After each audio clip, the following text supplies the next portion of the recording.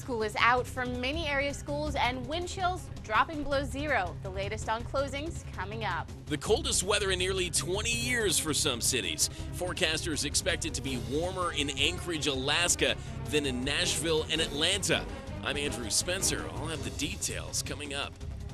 Warmer in Alaska. That is just terrible. I'm Nadia Thacker filling in for Greg Miller. I almost said your name. I know you did. And I'm Christian Johansson on this very frigid Monday morning. It is so cold outside, you can throw a cup of hot water in there and make snow. How about that? That's how cold it is out there. Doing that. I know. Let's take a look and see what we can see. Well, yeah, we got blowing snow, we got wind, and we got some extremely cold temperatures outside. Still -9, so that's good news. We haven't dropped down too much. It is -14 in Atchison, -10 in Avenue City, Empire Prairie, and in Maryville. So very cold temperatures around the area for today with wind chills. Wind chill warning is in effect until 6 p.m. We could have wind chills later this afternoon, anywhere from -15 to -30. Of course, -30 being in the morning, -15 to -20 in the afternoon. We're going to see that again overnight into tomorrow morning, where we could have -15, -20 degrees again, wind chills in the morning for tomorrow. But things look like they're going to start to warm up here after today. And you've been stepping outside. Just how cold is it actually feeling? You don't really feel it immediately.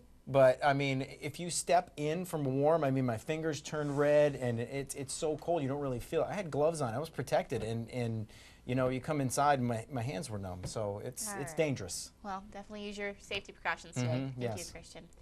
Even after the roads were cleared from Saturday night's winter storm, snow continued to cause issues on roadways. This is footage of snow blowing and drifting in Donovan County, Kansas. Highway 36 from St. Joseph to Troy was cleared off by the Kansas Department of Transportation. However, crews were still out battling the snow Sunday afternoon as northerly winds gusting up to 25 miles an hour created blowing and drifting issues throughout the day. You can see the winds picking up and carrying the snow across fields, and in some cases, snow tunnels could even be seen. Abnormally cold weather forcing most area schools to cancel classes as a surge of Arctic air moves through the area, forcing wind chills from 25 to near 40 below zero across the Missouri and Iowa border this morning. Schools across northwest Missouri and northeast Kansas have already canceled classes for today, including the St. Joseph School District. The district is also telling its staff and faculty to stay home. Jake Long with the district says safety was the #1 concern when they looked at the forecast. Obviously, our #1 concern is keeping our students safe, but we didn't want to put our staff in harm's way either. It was a combination of all of it, the safety of transportation, and then just students and staff being outside in the extreme cold temperatures. Long says the St. Joseph School District has 6 days, snow days built into its calendar. Today is just the first winter weather day that the district has used this school year. Chicago Public Schools also canceled classes today due to the cold, windy conditions as polar temperatures sweep much of the United States. Andrew Spencer reports millions of Americans are preparing for the coldest weather we've seen in nearly 20 years.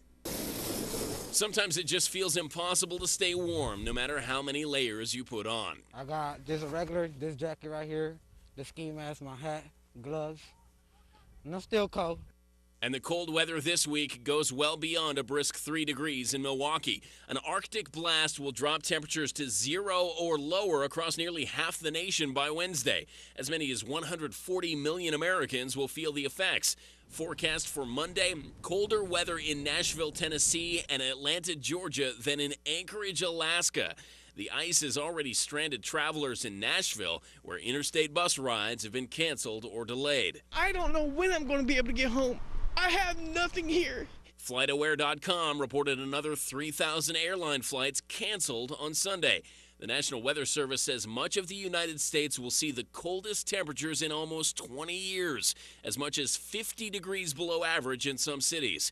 That could mean a new record low in Embarrass, Minnesota. The current record set in 1996, 64 degrees below zero. I got a thermometer from the Weather Service that goes to 100 below. If it gets that cold, I don't want to be here. Andrew Spencer, Fox 26, KNPN.